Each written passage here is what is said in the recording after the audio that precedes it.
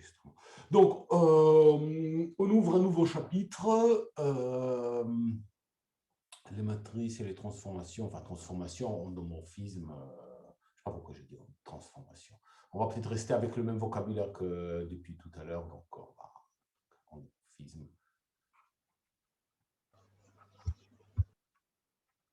Je suis sur un peu d'habitude. Orthogonal. Donc, rappelons peut-être, donc c'est un nouveau chapitre. On va rappeler les définitions. Donc, bon.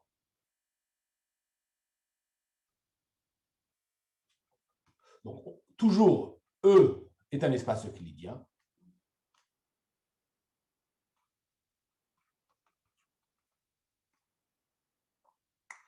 Donc dimension finie, disons n.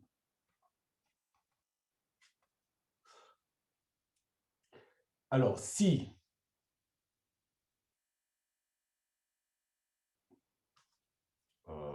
F est un endomorphisme de E, et si B, donc ce sera E1 jusqu'à En, est une base autonormée de E,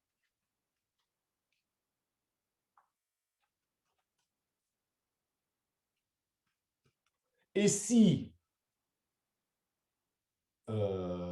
A est la matrice dans cette base autonormée, donc dans n'importe quelle base autonormée du coup de F, alors la matrice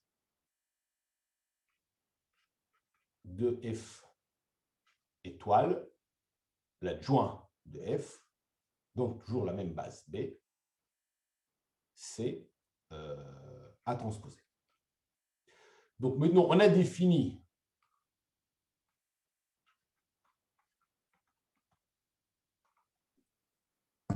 F est orthogonal si F étoile, c'est en fait F inverse, et de manière correspondante, on dit que A, matrice,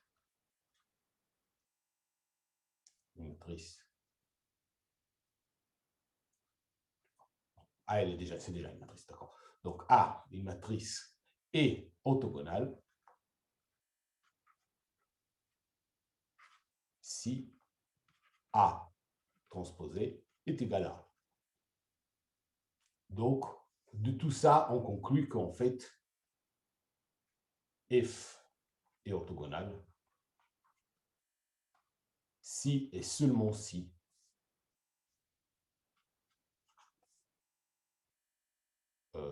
sa matrice dans une base autonomée quelconque est orthogonale. Donc, il y a une correspondance tout à fait claire entre... Pardon, il manque ici A inverse. Donc, on a une correspondance entre ces deux notions, sont très très proches. Il faut, chaque fois qu'on va étudier l'une, ça va donner, chaque résultat qu'on va démontrer pour l'une, ça va donner un résultat similaire pour l'autre. Parfois, ce sera juste plus naturel de considérer l'une ou l'autre, mais la différence n'est pas énorme. On va commencer avec quoi? Donc voilà, notre but aujourd'hui, c'est d'étudier l'ensemble de ces matrices orthogonales d'un côté et des endomorphismes orthogonaux de l'autre côté. Qu'est-ce qu'on peut dire de ça? Ok, quelque chose d'évident. Donc, on va avoir quelques propriétés faciles. Commençons par, donc, soit A, une matrice orthogonale. Matrice NN orthogonale. Donc, ça veut dire quoi? Donc, A transposé égale A inverse. Bon, ça c'est la définition. C'est pareil que de dire que A transposé fois A est égal à l'identité.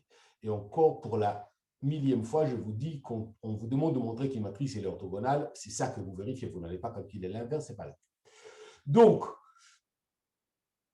le déterminant, du coup, 1, c'est le déterminant de la matrice identité, c'est le déterminant de A transposé fois le déterminant de A, c'est le déterminant de A au carré.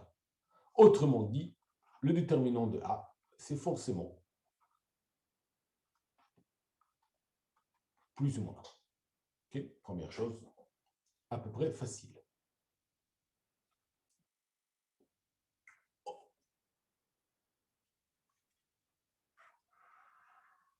Corollaire, puisque si j'ai une transformation, j'ai un endomorphisme orthogonal, sa matrice, elle est une matrice orthogonale, sa matrice dans une base orthonormée, elle est matrice orthogonale, si F dans E est orthogonal, alors pareil, son déterminant, c'est-à-dire le déterminant de sa matrice dans n'importe quelle base, qu'elle soit ou non orthonormée, c'est plus ou moins.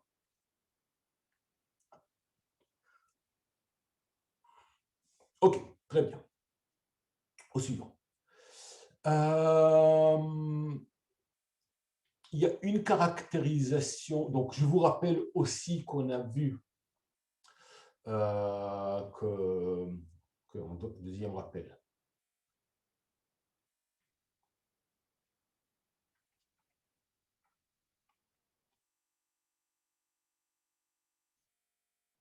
Si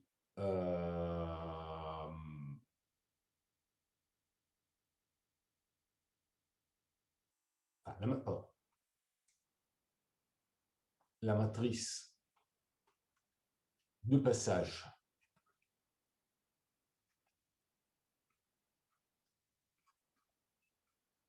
entre deux bases orthonormées et orthogonales. Et réciproquement, si j'ai deux bases, B1, B2 sont deux bases. B1 est orthonormée. Et la matrice de passage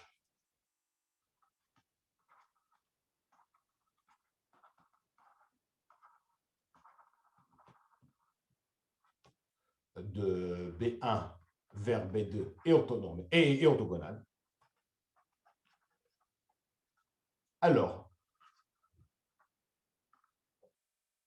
B2 est orthogonal. Et B2 est orthonorme.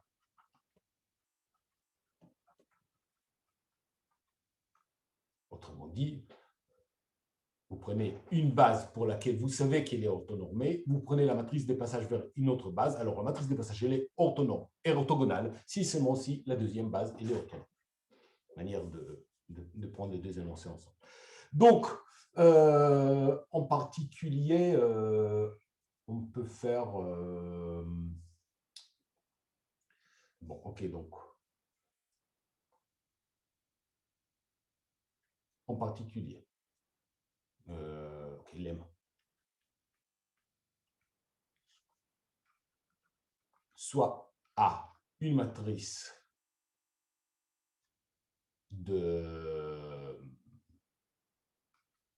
une matrice NN, alors sont équivalents 1 A est orthogonal, c'est-à-dire A transposé A est égal à l'identité. Enfin, ok, on va le dire plutôt différemment.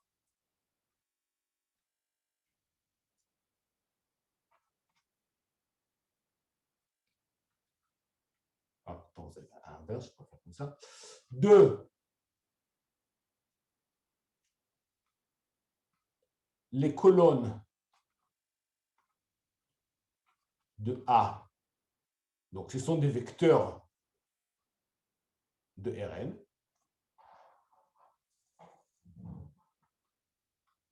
forment une famille orthonormée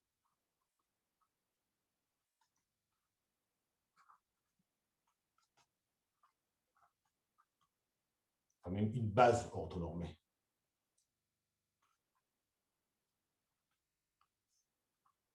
De Rn. Enfin, du moment où se forme une famille orthonormée, c'est forcément une base, parce qu'une famille orthonormée, elle est toujours libre, et comme il y a n colonnes, ce serait forcément une base. Et pareil pour les lignes.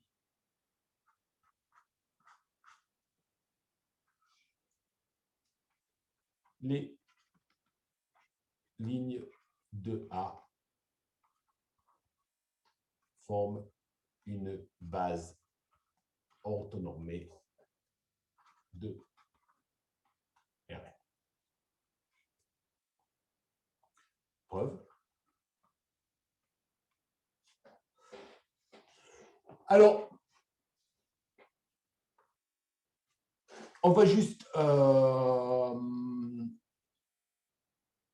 on va écrire soit C1 jusqu'à Cn les colonnes. Donc, A, c'est la matrice, voilà, C1, première colonne, C2, deuxième colonne, jusqu'à Cn, dernière colonne. Maintenant, c'est quoi A transposé fois A? Donc, A transposé, c'est première colonne transposée en première ligne, deuxième colonne transposée en deuxième ligne, etc.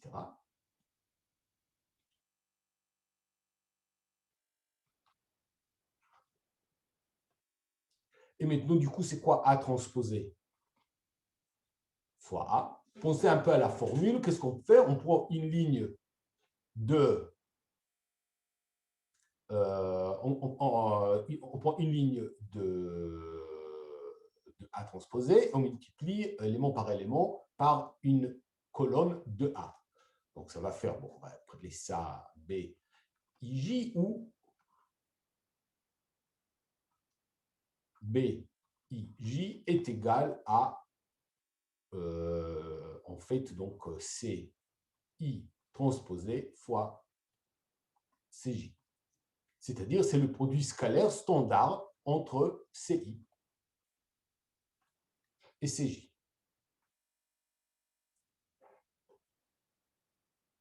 Maintenant, A, tout ça, c'était des calculs préliminaires. Maintenant, A est orthogonal. Si et seulement si A transposé A égale identité, si et seulement si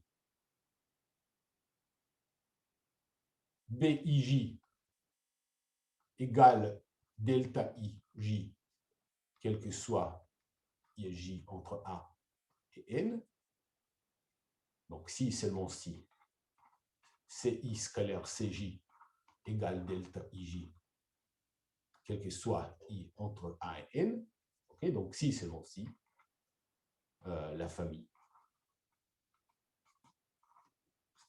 C1 jusqu'à Cn est orthonormée.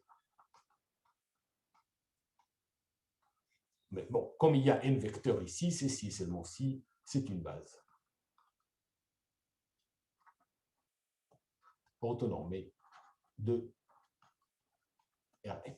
Donc, ceci nous montre l'équivalence entre 1 et 2. A est orthogonal si et seulement si les colonnes forment une base orthonormée. Donc,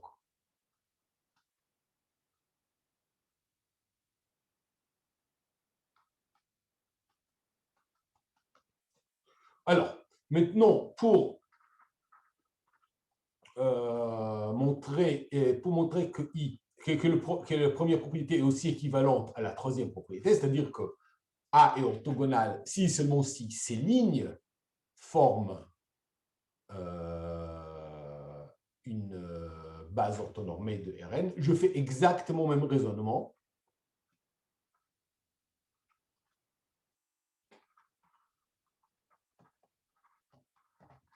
Sauf qu'au lieu de considérer A transposé fois A, je vais considérer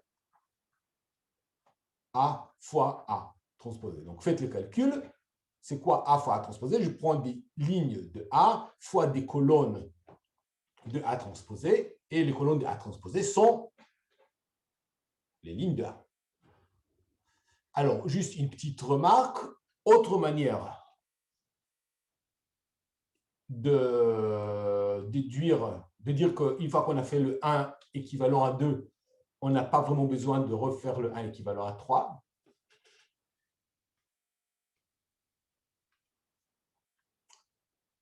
C'est la suivante. Si A est égal à inverse, pardon, est égal à A transposé, alors A transposé inverse est égal à transposé est égal à. En fait, on va dire plutôt. Oui.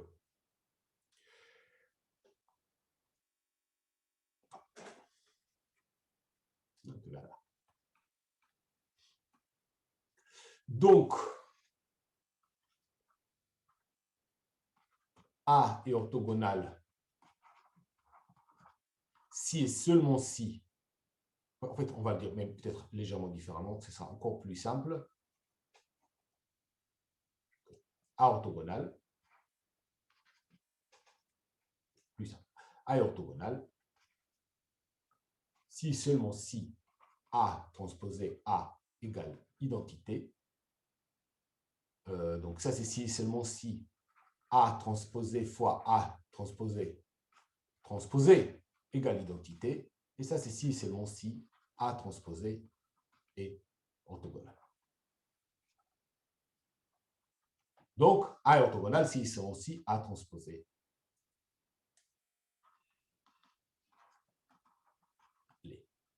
Donc ça, c'est intéressant en soi, mais aussi ça nous dit que, donc,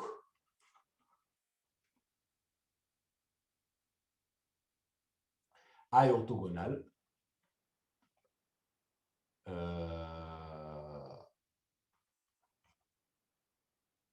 Ok. Donc, dans la preuve du lemme, une fois qu'on a démontré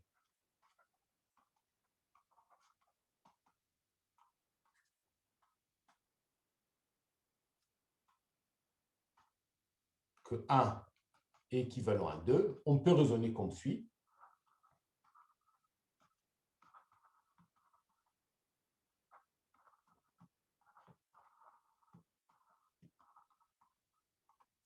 A est orthogonal si seulement si A transposé l'est, plutôt comme ça, hop. Si seulement si les colonnes, donc là j'applique ce que j'ai déjà démontré, donc les colonnes, je suppose que j'ai démontré juste un équivalent à 2. Donc A est orthogonal si seulement si les A transposé est orthogonal, donc si seulement si les colonnes de A orthogonal forment une base orthonormée. Et ça, c'est si seulement si. Sauf que les colonnes de A transposées, ce sont les lignes. Pardon, oui, ce sont des lignes de A, donc si seulement si les lignes de A forment une base orthonormée, d'où 1 est équivalent à 3. D'accord? Donc, voilà. Alors, ça, c'était une remarque donc, j'ai un peu utilisé cette observation pour déduire que, pour dire qu'en fait, j'avais vraiment juste besoin de montrer un équivalent à 2 et ce n'était pas la peine de montrer un équivalent à 3, ça découle automatiquement. Mais c'est quand même une propriété qu'on va utiliser, qu'on va retenir. Donc, A est orthogonal si seulement si A transposé l'est. Et il faut remarquer que A transposé, c'est aussi A inverse. Donc, c'est si seulement si. Je vais même ajouter ici, si et seulement si A inverse l'est. Tout simplement parce que A inverse est égal à A orthogonal.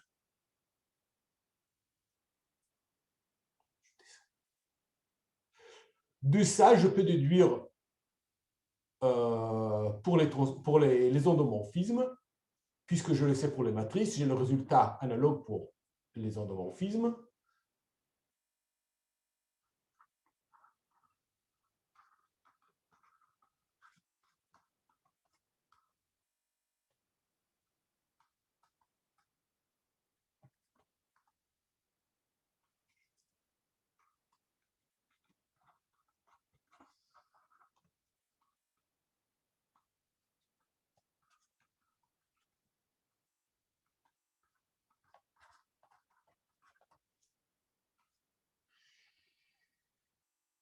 Donc, encore une fois,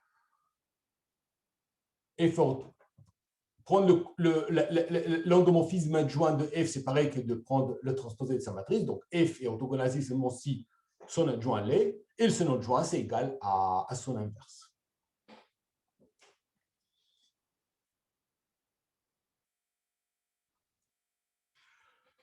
D'accord. Du coup, le fait d'être orthogonal, c'est préservé par une opération algébrique en quelque sorte qui est de prendre l'inverse.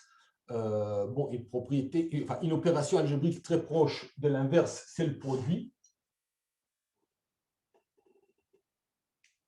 Alors, montrons que le produit de deux matrices, alors on va le lancer comme ça, lemme, soit A, B, deux matrices réelles, orthogonales,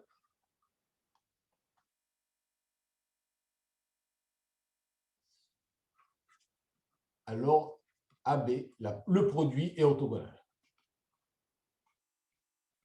Et pareil, soit FG, deux endomorphismes de E orthogonaux, alors FG, donc FG, je vous rappelle, moi j'écris vraiment, j'ai tendance à omettre la composition pour les endomorphismes parce que pour moi, la composition des endomorphismes, c'est vraiment un produit comme c'est le produit des matrices.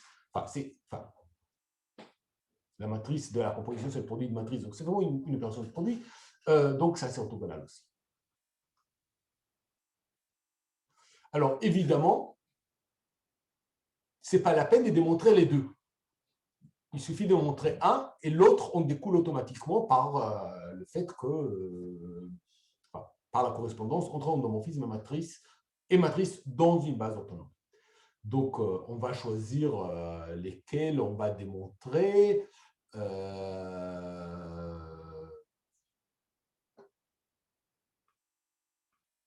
Écoutez, montrons les deux, juste.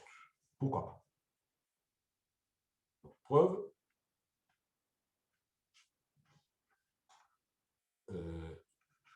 Il suffit de montrer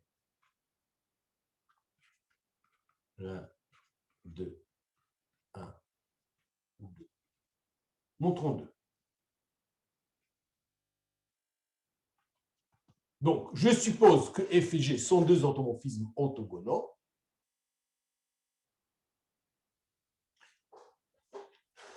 Alors, je vous rappelle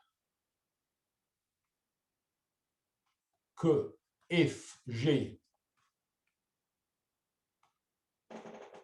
la composition, l'adjointe de la composition, c'est la composition des adjoints, mais dans le sens inverse. Pourquoi? Parce que c'est comme ça avec la transposée.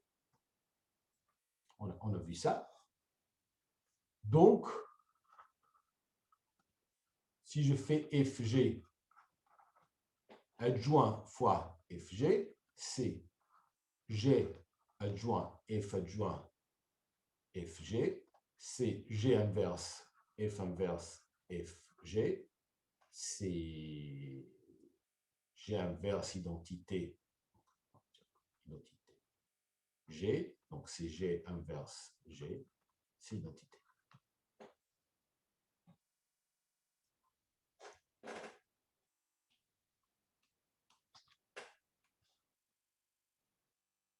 Voilà. Donc, FG étoile, c'est FG inverse. OK. Très bien.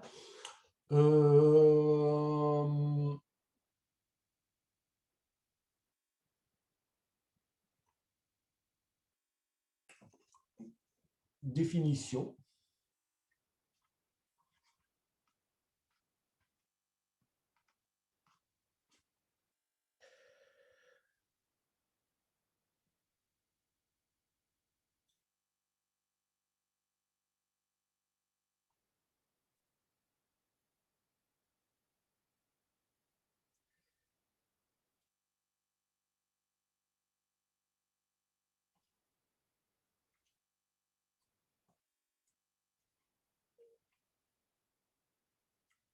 Donc,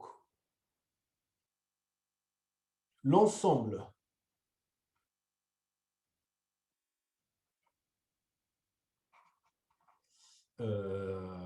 des endomorphismes orthogonaux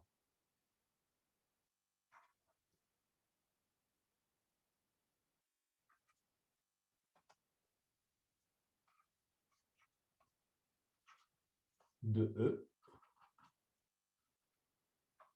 sera noté OE. Donc, OE, c'est l'ensemble de F dans E, donc F de E dans E linéaire, tel que F adjoint égale F inverse.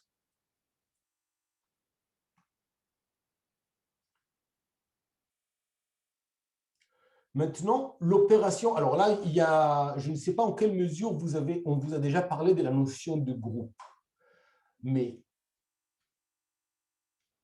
cet ensemble est clos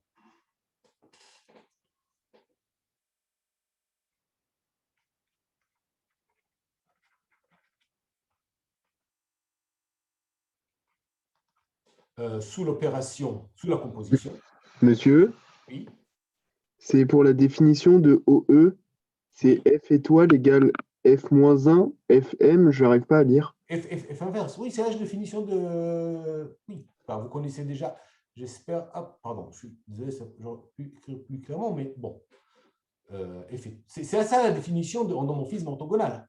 F étoile égale F inverse. Voilà. Donc, cet ensemble est clos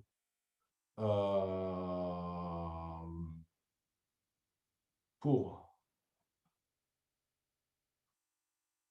composition et inverse.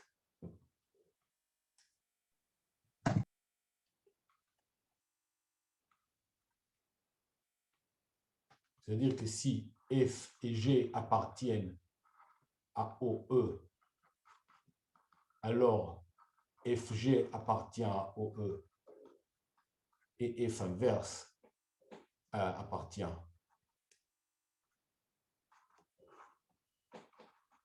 à OE.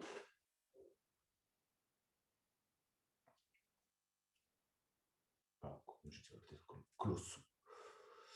C'est clos sous la composition et l'inverse. Et ça contient l'identité.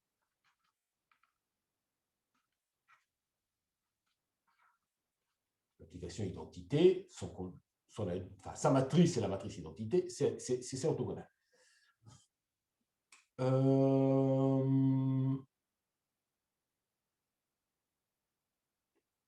Voilà, du coup, sans entrer dans la définition de ce que c'est qu'un groupe, parce que ça, normalement, la définition abstraite, vous l'aurez plutôt en 3e année, ceux qui continuent en maths.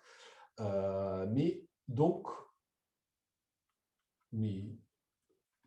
l'ensemble OE,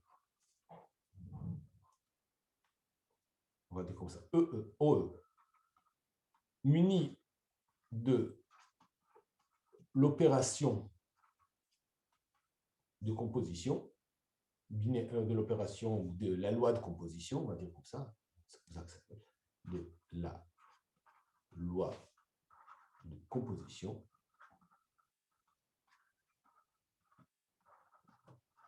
est un groupe. Donc c'est OE muni de la loi de composition. Hop, ça veut dire que si je compose, c'est pas vide, si je compose deux machins, j'obtiens toujours un truc. Bon, la loi de composition, elle est associative, ça fait partie de la définition du groupe, mais ça, dans ce cas, on sait déjà que c'est associatif. On a des inverses pour ces lois, c'est-à-dire, voilà, on a des neutres, on a une identité, un neutre et un inverse. Bon, peu importe, on va juste remarquer que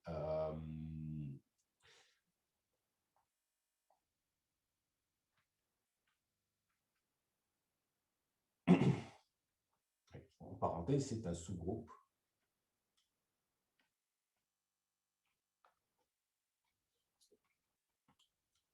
du groupe de tous les endomorphismes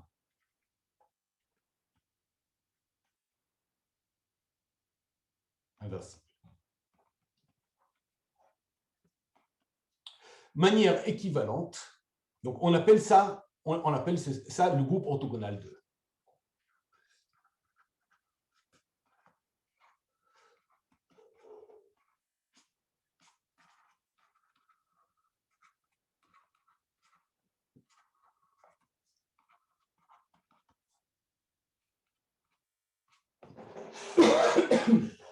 Bon, à la limite, ça c'est légèrement moins important. Ça, c'est le cas où, entre endomorphisme et matrice, c'est plutôt le cas de matrice qui nous intéresse. Donc, je vais répéter la même définition pour les matrices.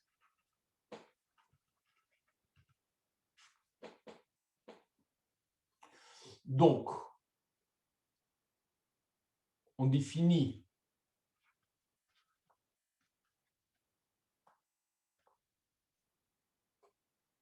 ONR, parfois noté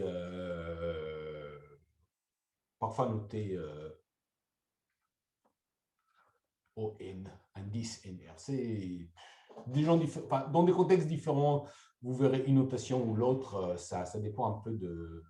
Enfin, ça dépend un peu de comment on considère les paramètres comme fixés ou non. Donc, on définit ONR, c'est l'ensemble de A matrice réelle NN tel que A est orthogonal, tel que A transposé égale à inverse. Donc, c'est l'ensemble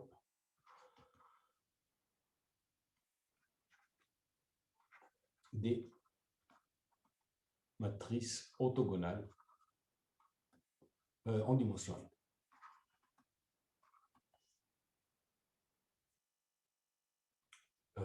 Donc, il est clos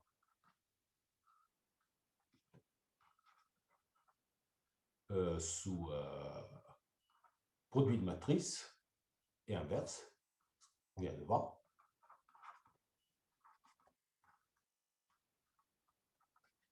Et il contient l'identité.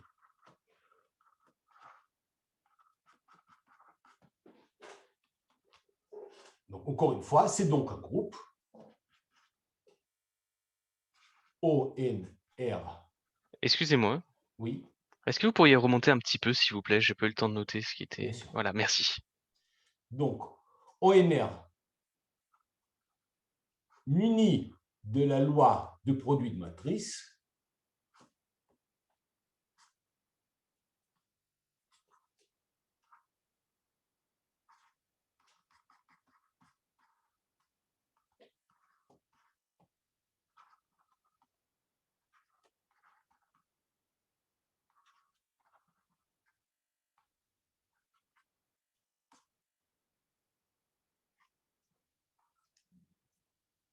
est un groupe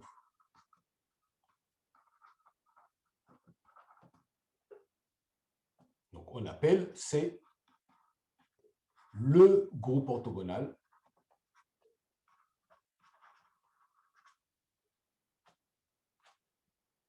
en dimension n.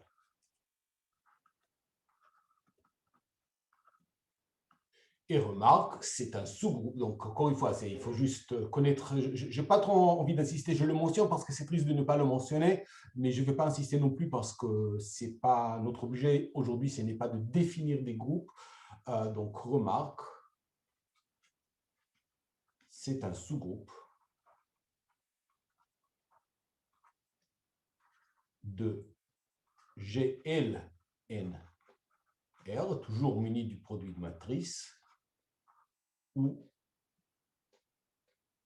GLNR, c'est l'ensemble des matrices inversibles.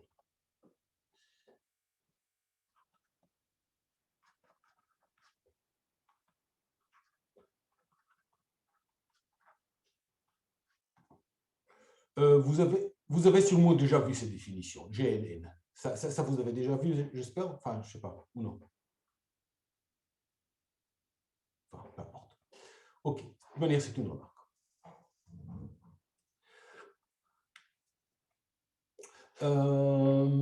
Oui, d'accord, très bien. Ça aurait été bizarre sinon.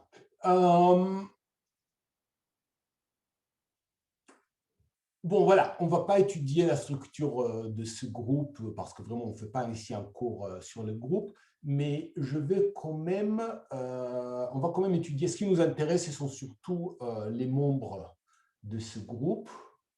Je veux peut-être... Donc, on va faire deux choses. On va essayer d'un côté étudier la structure des transformations orthogonales, des endomorphismes orthogonaux, et les classifier en quelque sorte. Et peut-être, tout d'abord, je vais quand même donner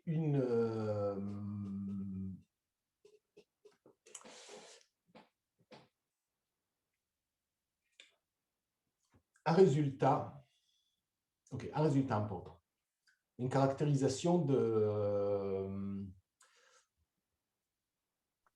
Monsieur, j'ai une question. Oui, allez-y. GLN de R, j'ai pas compris là, ce que vous avez mis, c'est C'est entre... l'ensemble des matrices inversibles. Ah, déterminé. Ok, d'accord, merci.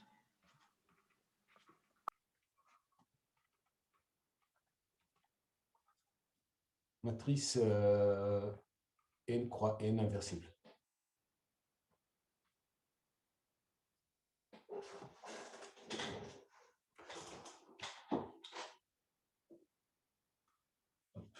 Pardon.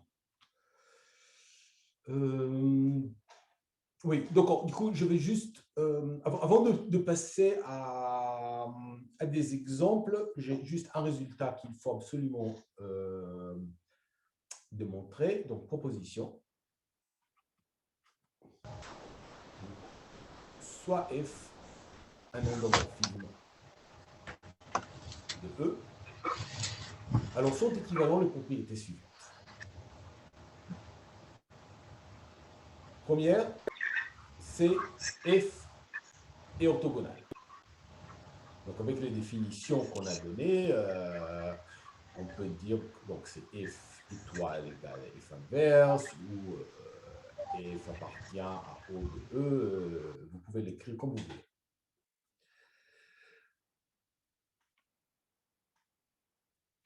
Deux. On va le faire donc juste un bon ordre pour le faire. Oui, on va dire d'abord la norme. F préserve la norme.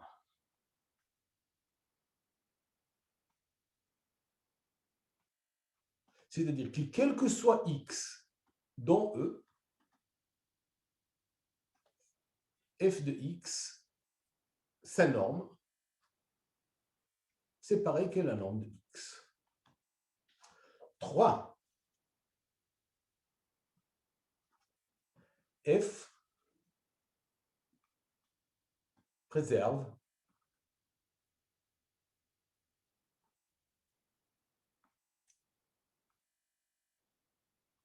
le produit scalaire. C'est-à-dire que quel que soit x et y dans E, si je prends le produit scalaire de fx avec fy, eh ben, c'est rien que le produit scalaire de x avec y.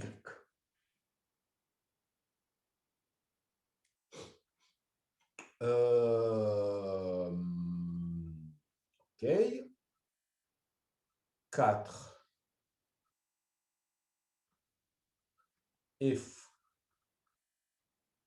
On voit toute base orthonormée vers une base orthonormée. Et ça, c'est 4. Et 5. F. On voit au moins une base orthonormée vers une base orthonormée. Alors, le 4 et le 5, c'est à peu près analogue au résultat pour les matrices qui dit c'est la matrice de passage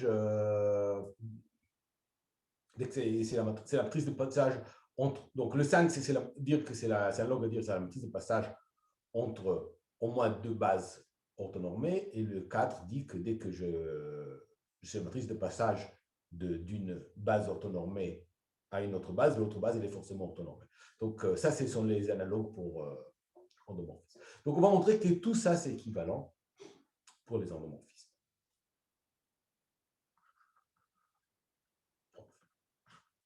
Alors, d'abord,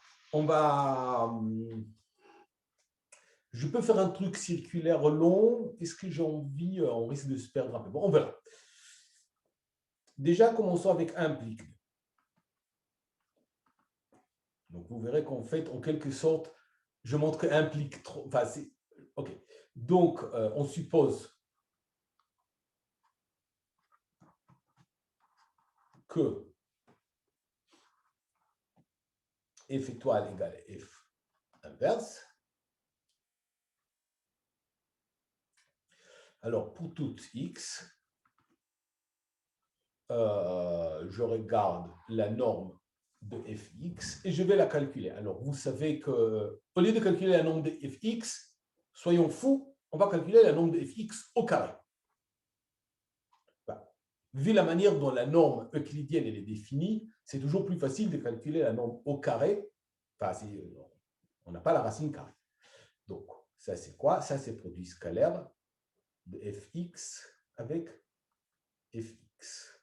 Maintenant, par définition de l'adjoint, ça c'est égal à f étoile de fx scalaire x. Ça c'est par définition de l'adjoint. Vous vous rappelez, de manière complètement générale, la définition de l'adjoint c'était x scalaire f de, pardon, on va écrire g. D'accord? X scalaire g de y est égal g étoile de x scalaire y. Donc, c'est exactement ce que je fais ici. Et du coup, donc ça c'est quoi? Ça c'est f étoile composé avec f appliqué à x, x. Bon, mais ça c'est identité, parce qu'on a dit que f étoile c'est f inverse. Du coup, ça c'est x scalaire x. Et ça c'est nombre de x au carré. Bon, si la norme de f de x au carré est égale à la norme de x au carré, c'est que la norme de f de x est égale à la norme de x. Bon, très bien.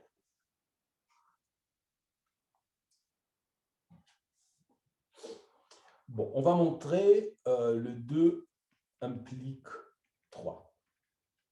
Alors, en fait, oui, en fait, il n'y a rien de plus facile. On utilise la formule de polarisation. Je vous rappelle la formule de polarisation. Donc, on utilise, on l'écrit tout simplement, on utilise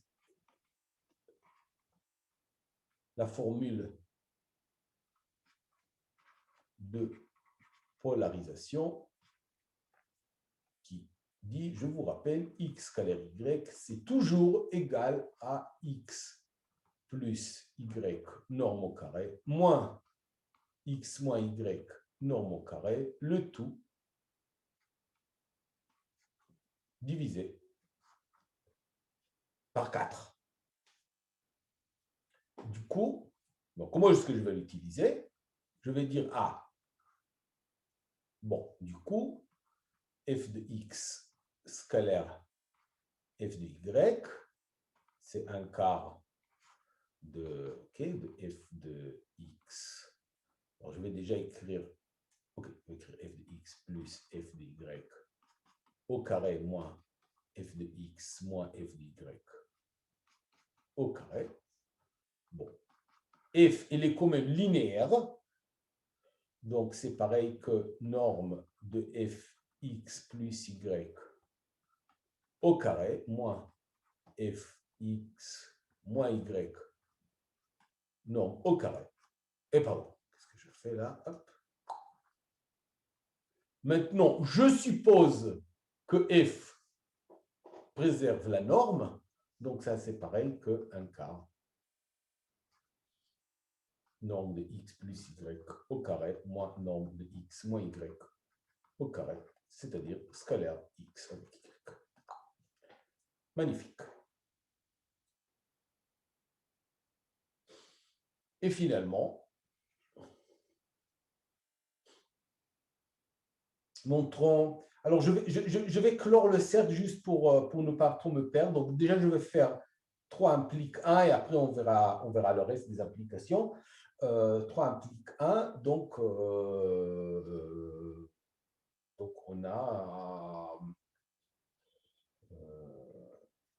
a pour toute x et pour tout y, norme de x, pardon, x scalaire y est égal donc par 3, f de x scalaire f de y. Donc, je vous rappelle, ça, par définition, c'est f étoile f de x scalaire y, comme tout à l'heure. Et ça, c'est pour tout x et pour tout y.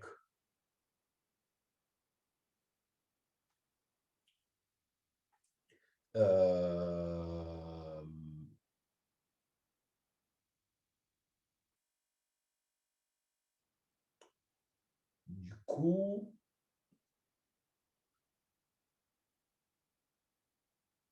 oui, en particulier, ça veut dire que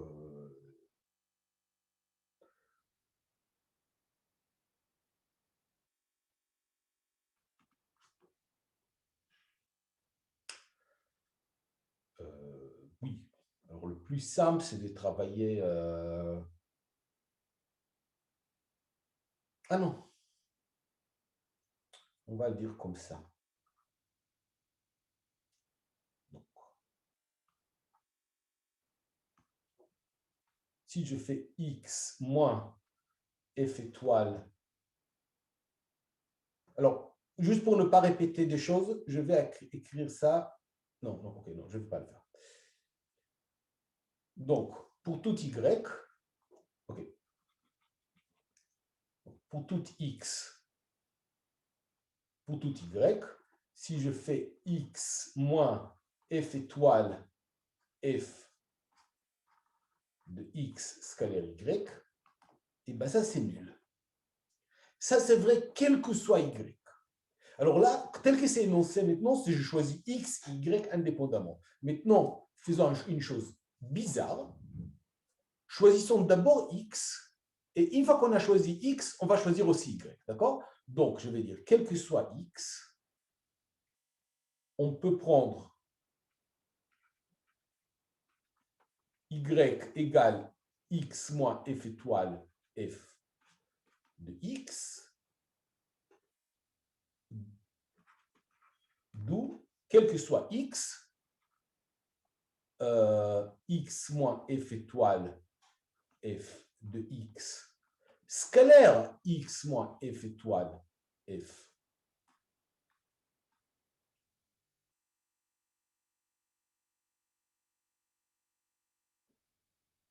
de X est égal à 0, mais ça c'est juste la norme au carré, peut-être que j'aurais pu faire un peu plus simple, norme au carré de X moins F étoile F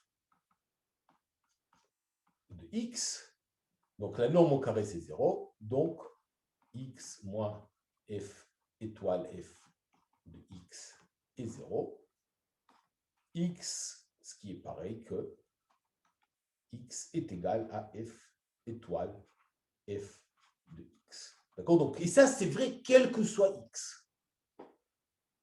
Donc, F étoile F, c'est l'identité.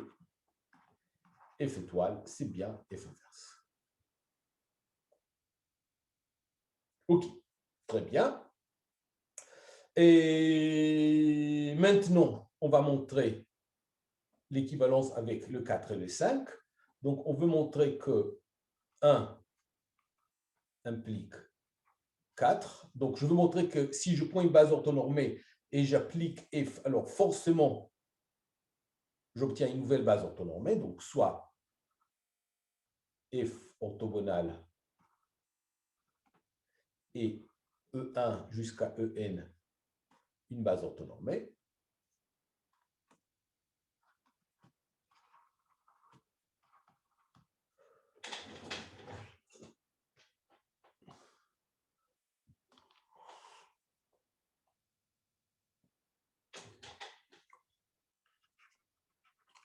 Alors, bon, d'abord, je regarde, donc je veux montrer, est-ce que, la question c'est est-ce que, donc ça, ce sera B, d'accord? Et là, on va l'appeler B'. Et la question c'est est-ce que B', qui consiste en les images de En, de EI sous F, est-ce que c'est une base orthogonale, orthonormée? D'abord, c'est une base, parce que F est inversible. Ça, c'est une base.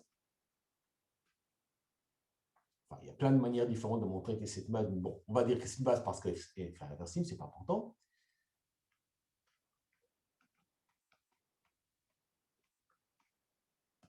Maintenant, est-ce qu'elle est orthonormée?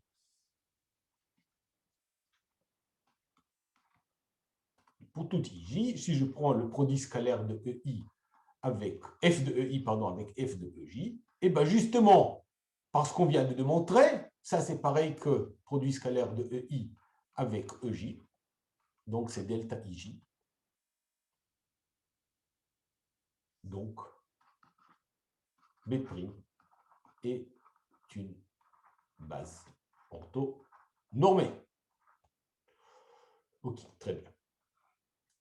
Donc, si ça transforme maintenant, donc on a montré que F, donc le 4 c'était F, on voit n'importe quelle base orthonormée vers une base orthonormée. 5 c'était F, on voit au moins une base orthonormée vers une base orthonormée. Bien évidemment, on prend une base orthonormée et F, on voit cette base orthonormée-là vers une base orthonormée. Donc, ça, c'est juste parce qu'il existe des bases orthonormées. Il n'y a rien de plus. Car une base orthonormée existe. Donc, F, on voit au moins une base orthonormée vers une base orthonormée. Et finalement, reste à montrer, 5 implique 1. Donc, on suppose que F, on voit au moins une base orthonormée. Donc, on suppose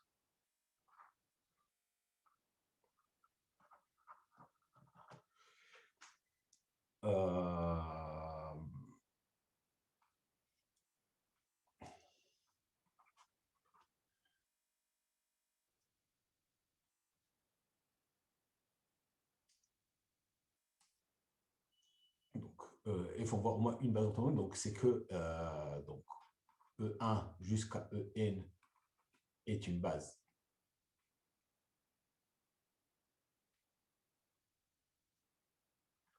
orthonormée et que f l'envoie vers une autre base orthonormée, donc f de E1 jusqu'à f de En l'est aussi. Il faut voir au moins une base orthonormée vers une base orthonormée. Et il faut montrer que f est orthogonal.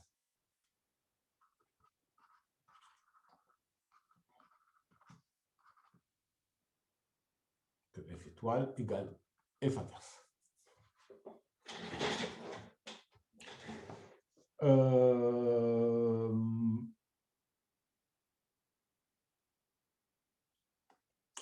Comment on va le faire?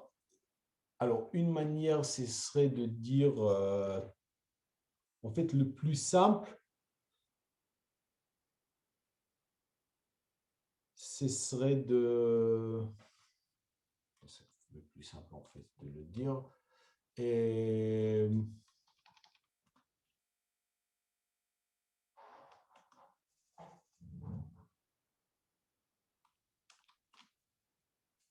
Le plus simple serait de montrer qu'en fait, elle préserve... Tiens, oui, on va faire comme ça. Montrons que f préserve le... Il suffit, vu qu'on a déjà montré l'équivalence de 1, 2, 3, il suffit de montrer que f préserve le produit scalaire. Donc, il faut montrer que... il suffit de montrer...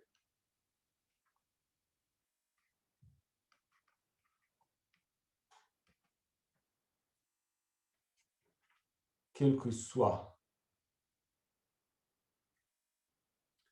x, y,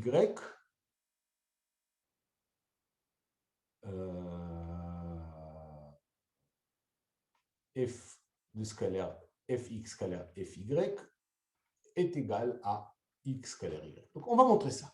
Pourquoi pas? Alors, je vous rappelle que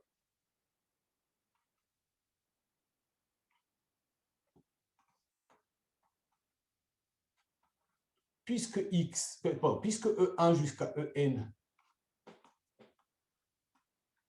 est une base orthonormée, on a x est égal à somme de xi i, où je vous rappelle la formule pour trouver les coefficients.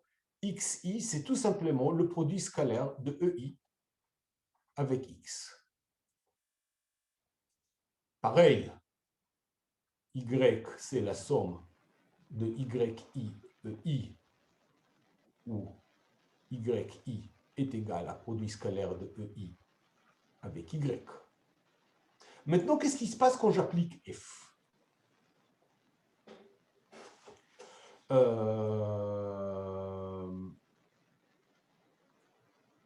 D'un côté, f de x, donc f de x est égal à la somme de xi f de i.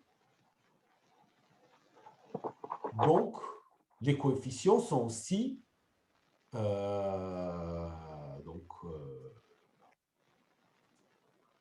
c'est toujours une base orthonormée. Les f de i, c'est toujours une base orthonormée. Donc, les xi, c'est aussi égal à f de i scalaire f de x.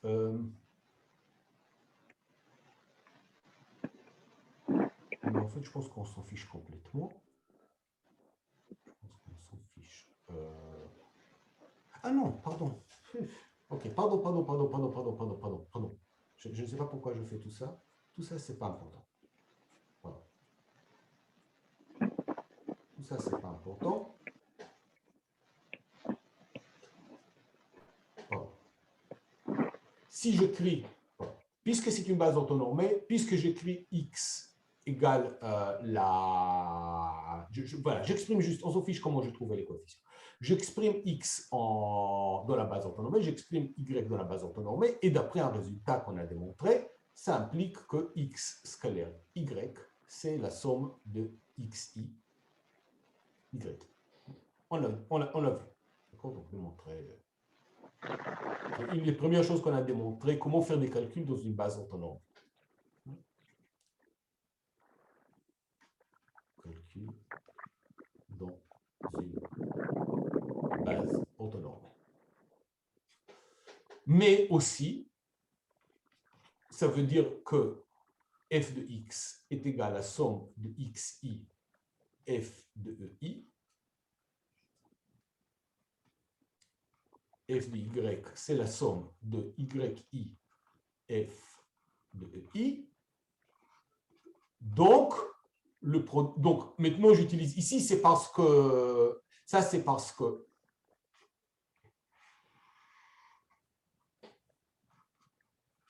cette application, c'est parce que la première base, elle est orthonormée. Du coup, puisque la deuxième, elle est orthonormée, on a f de x, f de y égale somme de xi, yi. Ça, c'est puisque la base FE1, FEN est orthonormée. Conclusion.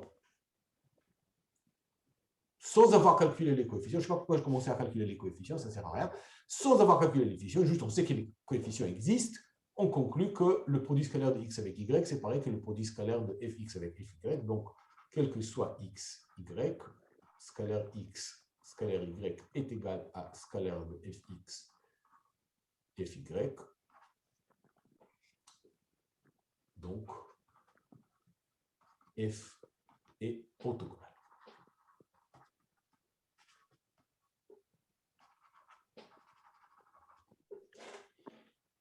On peut, donc voilà, être orthogonal, notamment être orthogonal, la partie sur laquelle je vais insister, c'est le fait d'être orthogonal, c'est pareil que de conserver la norme. Donc, ça conserve aussi la distance. Donc, on va faire un petit rappel.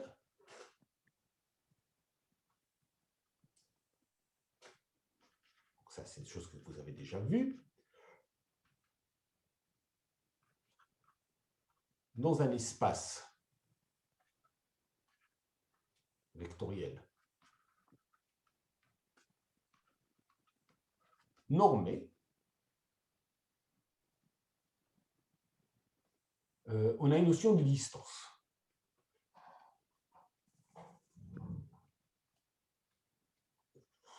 On en a déjà parlé d'ailleurs lorsqu'on a parlé de la projection orthogonale. Donc, on a une notion de distance entre vecteurs.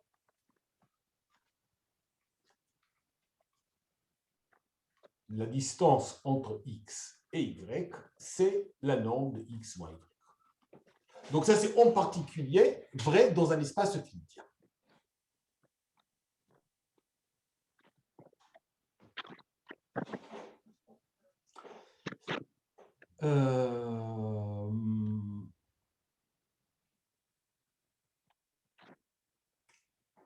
Alors, on peut démontrer la chose suivante. Donc, proposition. Donc, soit E un espace euclidien et f de E dont E une application. Je ne demande pas qu'elle soit linéaire.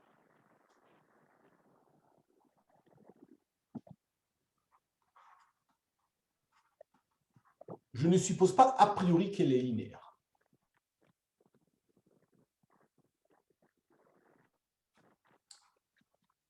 Bon. Après, les propriétés équivalentes que je vais énoncer tout de suite vont dire qu'elle est linéaire, mais donc pas linéaire a priori. Pas forcément linéaire. Pas forcément.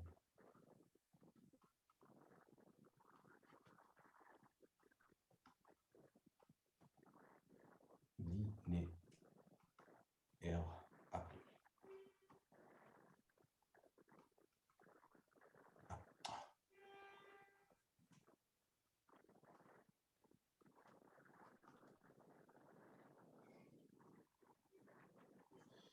alors, sont équivalents.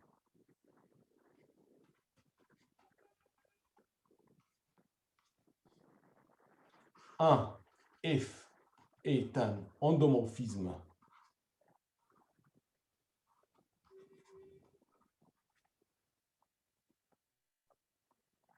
donc en particulier linéaire et, enfin, donc, on va dire juste linéaire.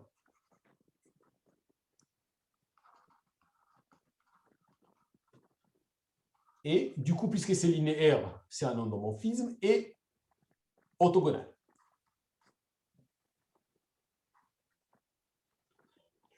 Deux, je vais supposer deux choses. F de 0 égale 0. C'est la seule chose que je vais... Une chose. Et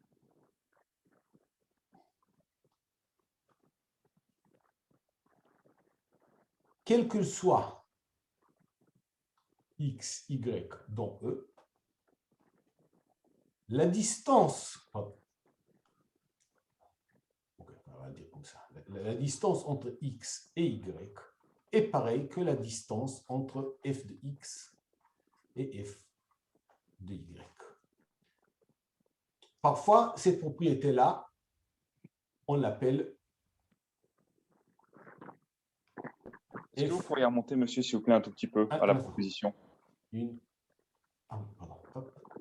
Merci. Donc, je vais supposer que f est une isométrie et qu'elle respecte 0. Et c'est tout. Isométrie, c'est quelque chose qui respecte la distance. Alors, il y a deux sens. Il y a le sens facile et le sens difficile. Toujours. Donc, le sens... Bon, enfin, pas toujours, mais souvent. Le sens facile, c'est évidemment 1 implique 2. On va montrer d'abord 1 implique 2. Donc, preuve.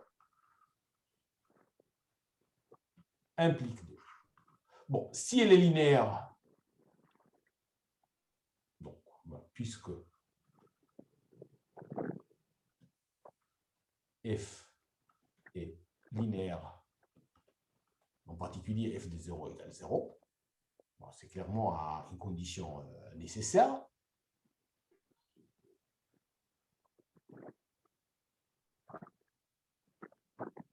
Et puisque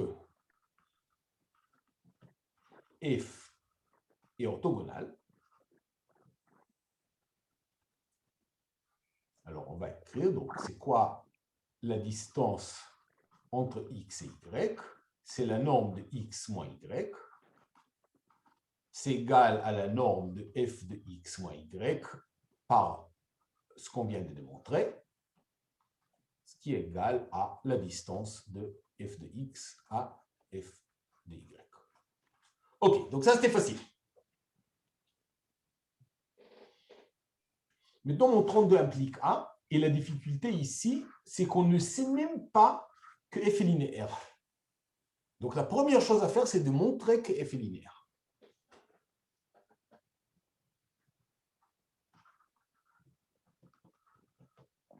Qu'est-ce que je fais?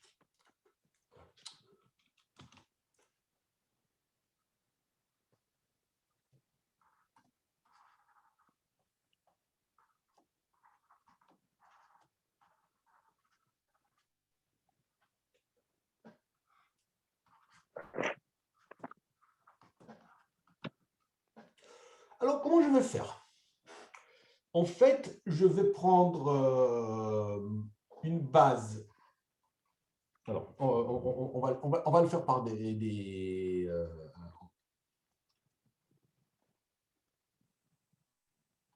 on va le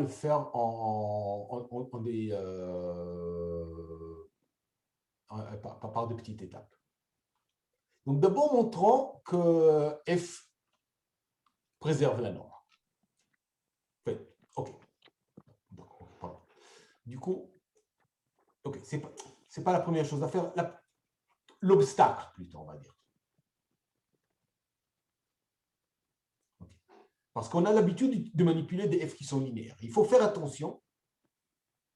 On va dire comme ça. Il faut faire attention.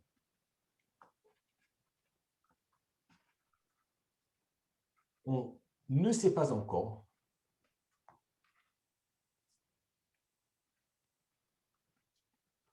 F est linéaire. Alors, il faudra le démontrer, évidemment. OK, alors, commençons par, d'abord, je vais montrer que quel que soit x, la norme de x est égale à la norme de f de x. En effet, la norme de x, c'est la distance de x, donc c'est la norme de x. C'est la norme de x moins 0, c'est la distance de x à 0, donc c'est égal à la distance de f de x à f de 0. Bon, je vais utiliser mon hypothèse que 0 est préservé par f, donc c'est la distance de f de x à 0, et ça c'est égal à la norme de f de x. Super. OK. La prochaine chose, la chose suivante, c'est donc étape. On va numéroter les étapes. Étape 1. Donc ça, c'était la première étape. Étape numéro 8. Étape 2. Quel que soit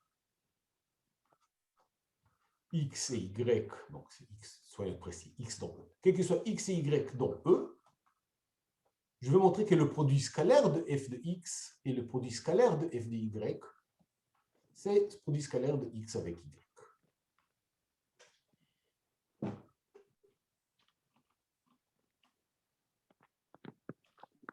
Alors, pour ça, il faut une petite astuce. Il faut une autre formule de polarisation que celle qu'on a utilisée. On utilisera une autre formule de polarisation.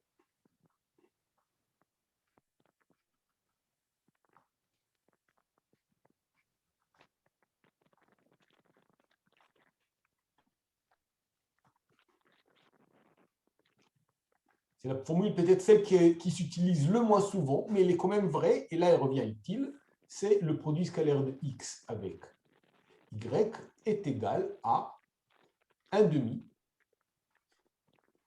norme de x au carré plus norme de y au carré moins norme de x moins y au carré.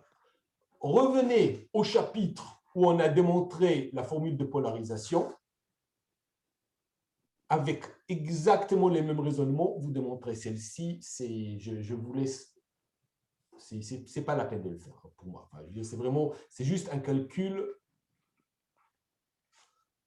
tout à fait direct. On revient, si vous juste relisez le chapitre où on a démontré la formule de polarisation. Donc, on va l'utiliser maintenant. Donc, x, donc du coup, voilà, donc ça c'est donc x scalaire y est égal à 1 demi. Alors, ok, bon, je réécris nombre de x plus nombre de y, sauf que là, j'écris moi la distance de x et y. C'est pour ça que je veux cette formule, parce que je ne veux pas avoir de plus, je veux avoir que de moins.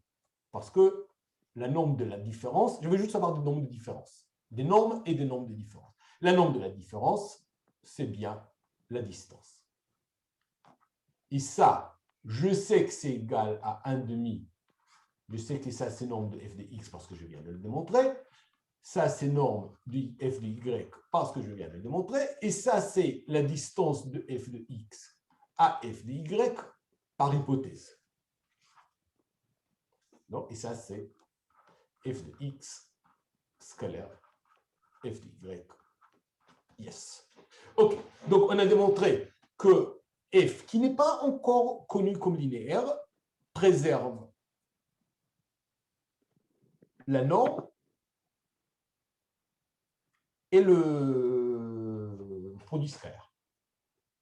Maintenant, donc étape 3,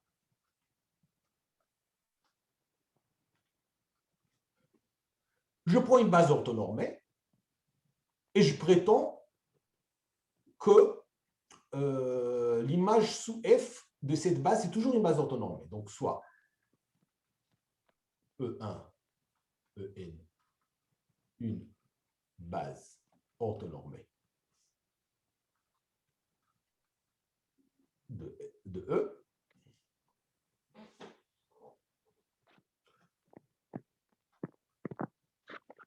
Alors, f de E1 jusqu'à f de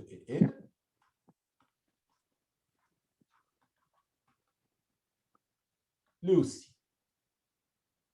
En fait, c'est exactement la même preuve qu'on a plus ou moins qu'on a utilisée dans la proposition précédente,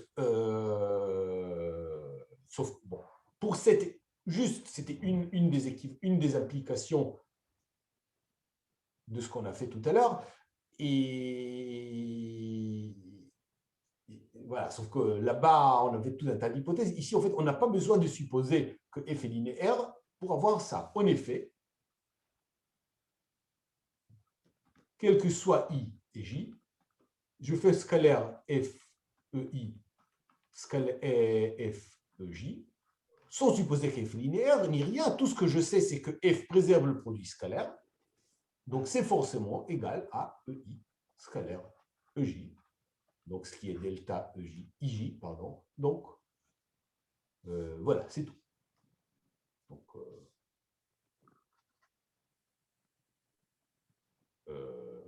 ça c'est B, ça c'est B'. Monsieur Ferdinand, merci.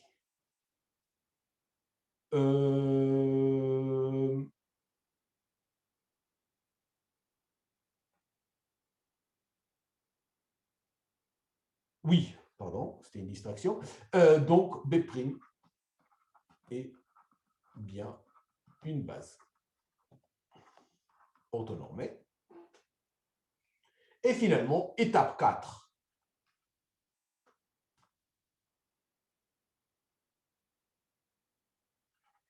Oui, je passais de numérotation romaine en arabe, mais ce n'est pas grave. Donc, étape 4, c'est f linéaire. Maintenant, je montre que f est linéaire. Donc, ce n'est pas la première chose que je démontre. Pardon. F est linéaire.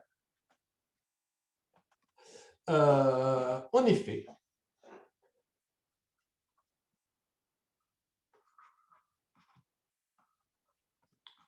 soit x dans E. Donc, je peux écrire x égale somme de x, i, e, i. Voilà, c'est là, j'ai confondu de preuves. C'est là où j'ai besoin de dire que j'ai une formule que je connais pour les coefficients xi égale ei scalaire x. C'était ici qui nous le fait.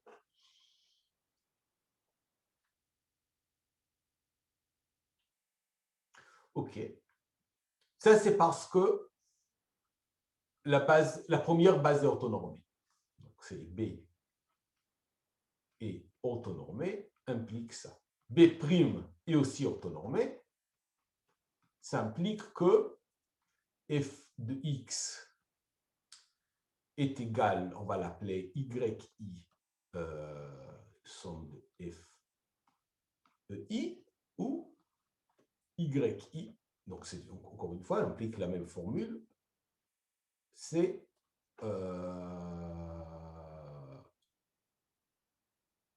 f de i scalaire f de x. Ah, sauf que, mince, ça c'est égal à ei scalaire x. En fait, ça c'est égal à xi. Autrement dit,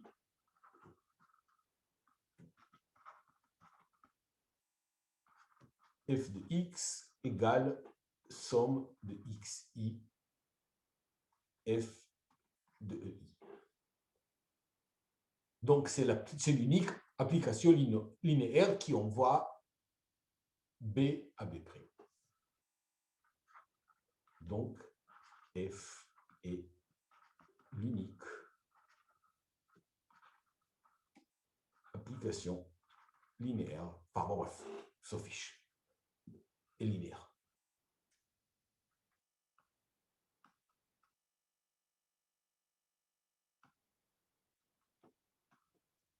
F de somme de xi ei est égal à somme de xi f de ei. Ça, c'est bien une application linéaire, puisque c'est une base. Donc, voilà, j'ai démontré que f était une application linéaire. Et finalement, étape. Je suis à combien là? Je suis à 5, non? Étape 5, c'est conclusion.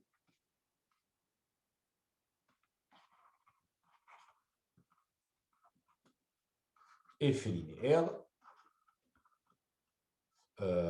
Préserve la norme. Enfin, là, on a démontré tous les critères équivalents. Ça préserve la norme, ça préserve le produit scalaire, ça envoie au moins une base orthonormée vers une autre base orthonormée. On a la totale. Bon, on va dire préserve la norme, préserve le produit scalaire, comme vous voulez, préserve le produit scalaire, préserve. C'est plus court de dire la norme.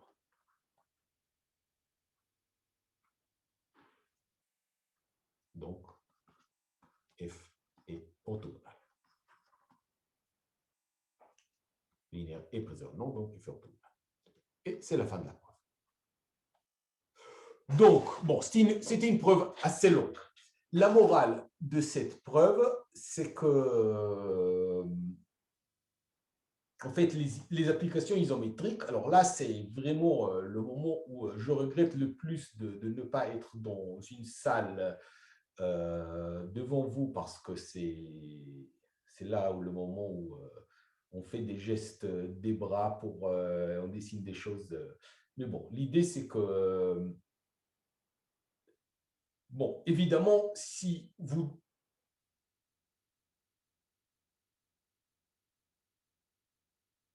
C'est toujours facile d'avoir une application isométrique, donc une application qui préserve les distances, mais qui ne préserve pas zéro. Juste pousser l'espace dans un sens, ce qu'on appelle une translation, ce ne serait pas linéaire, parce que ça ne préserve pas zéro. Par contre, du moment où ça préserve zéro, la seule chose que ça peut faire penser un peu, bon, déjà, au moins, sur le plan, ça peut ou bien tourner autour de zéro ou faire une réflexion. Mais on va faire une analyse très détaillée de ça. Et même dans l'espace en dimension 3, tout ce que ça peut faire, si ça préserve les distances et ça devient très rigide, ça ne peut que tourner ou éventuellement faire une réflexion, ben ça c'est notre intuition. On va montrer tout à l'heure que c'est en fait vrai, cette intuition. Et en dimension supérieure, on a peut-être moins d'intuition, mais ça reste toujours vrai si je bouge l'espace, je déplace les points dans l'espace en préservant 0 et les distances, c'est forcément pour une application linéaire et qui est orthogonale.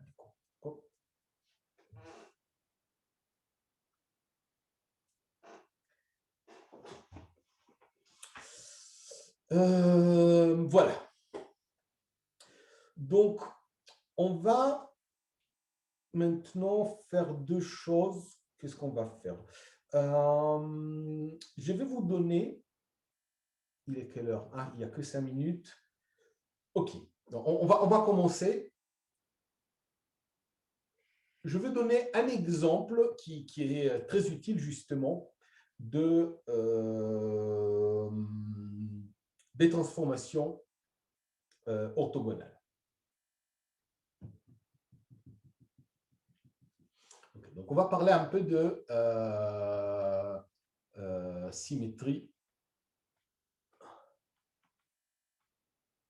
et réflexion orthogonale.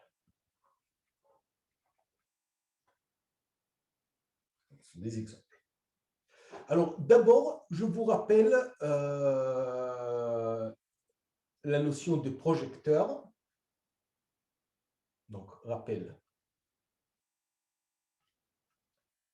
On a eu si E, c'est F, somme directe G. Alors, encore, j'ai mon espace. Donc, E, c'est l'espace, par exemple, peut-être E égale R2. Et du coup, ça, ce serait F. Donc, ça, ce serait 0. Ça serait G. Et du coup, si j'ai un point X, je peux le projeter sur F. Donc, si j'ai un point X ici, donc tout X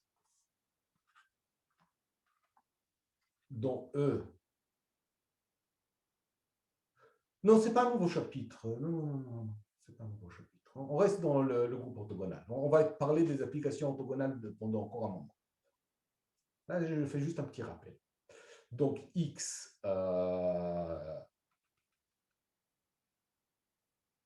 s'écrit comme X prime plus X second. Donc, ça, ce sera dans F et ça, ce sera dans G d'une façon unique.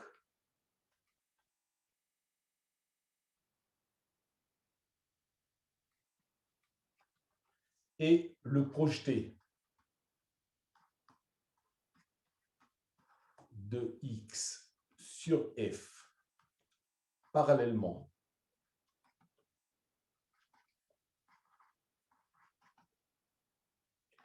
à G, c'est juste X'. D'accord? Donc ça, c'est X, c'est X' plus X seconde. Donc ça, ce sera X seconde. Ça, ce sera X'. Et X', c'est le projeté sur F.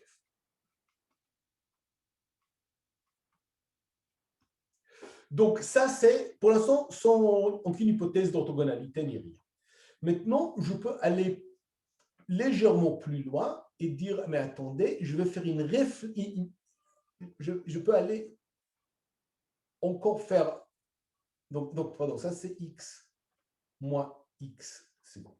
Donc maintenant, je peux aller encore un tout petit peu plus loin et dire, ici, j'aurai X moins 2 fois X secondes, c'est-à-dire X' moins 1 fois X secondes.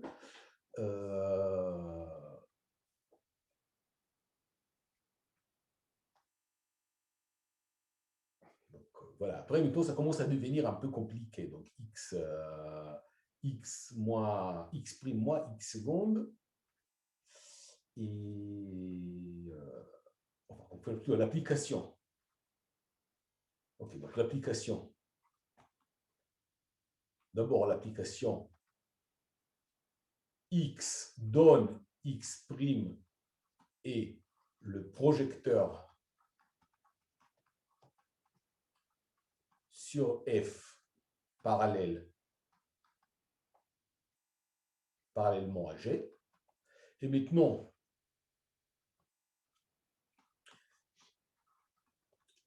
l'application qui a X donne X' moins X secondes et la symétrie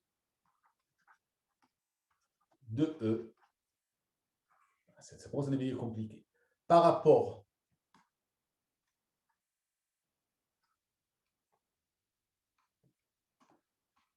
à F parallèlement à G. Bon, ça c'est le cas général. Maintenant, on va considérer ce qu'on va faire donc plutôt la semaine prochaine, c'est qu'on va considérer la version orthogonale de ça. Version orthogonale, c'est lorsque G égale F perpendiculaire. Dans ce cas, on a la même image, le même dessin, mais ici, du coup, qu'est-ce que j'ai fait comme couleur? Rouge. Du coup, on aura ça c'est F, ça c'est G égale F perpendiculaire. Si j'ai maintenant un point X, alors X', c'est le projeté orthogonal par rapport. Je vais plutôt rendre plus petit. De toute manière, on est presque à la fin. X', c'est le projeté orthogonal par rapport sur F sur X, donc F, le projecteur orthogonal sur F. Et maintenant, je peux aller même distance à l'autre côté. Donc, je vais maintenant avoir X' moins X secondes. Ça, c'est bon. Et du coup, je vais appeler ça le symétrique. la symétrie de f, la symétrie par rapport à f de x, donc x' moins x seconde. Donc, c'est juste, ça vous donne une symétrie de l'espace par rapport à ces sous-espaces et de manière orthogonale. Donc, ça, donc S, F, S par rapport à F, c'est la symétrie orthogonale par rapport à F. Donc, ce qu'on verra en fait, c'est que ça, c'est à la fois, ces symétries sont à la fois auto-adjointes et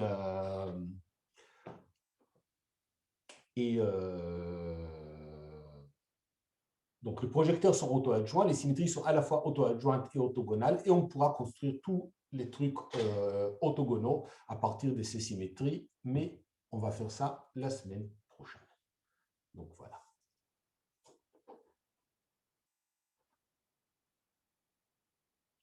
Est-ce qu'il y a des questions?